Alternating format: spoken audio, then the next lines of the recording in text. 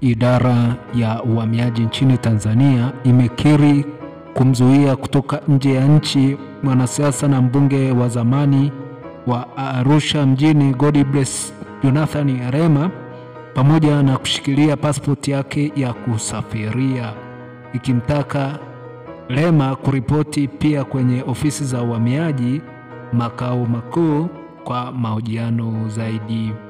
Taarifa iliyotumwa kwa wanahabari kupitia kwa msemaji mkuu wa idara ya uhamiaji Paul Msele imeeleza kuwa utaratibu wa kumzuia kutoka nchini ni wa kawaida na unatumika kwa raia yeyote pale ambapo idara hiyo itakuwa imepata taarifa zinazohitajika mhusika kuhojiwa.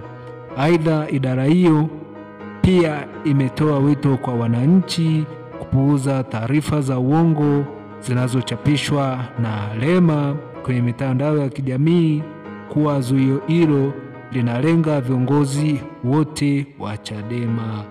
Kulingana na chapisho la Lema kwenye ukurasa wake wa mtandao wa X, zamani Twitter, alichapisha mapema kusema, namnukuu, "Nimefika mpaka Wanamanga mchana huu, na safiri kwenda Nairobi, Kenya.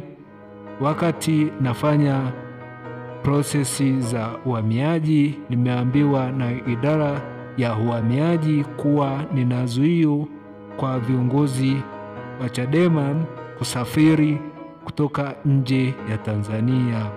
Niko katika ofisi za uhamiaji nasubiri maelekezo kutoka juu.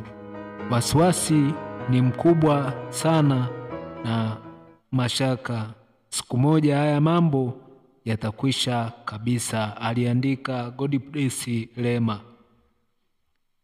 Kuendelea kupata taarifa zetu hapa Junii TV, bonyeza kitufe cha subscribe.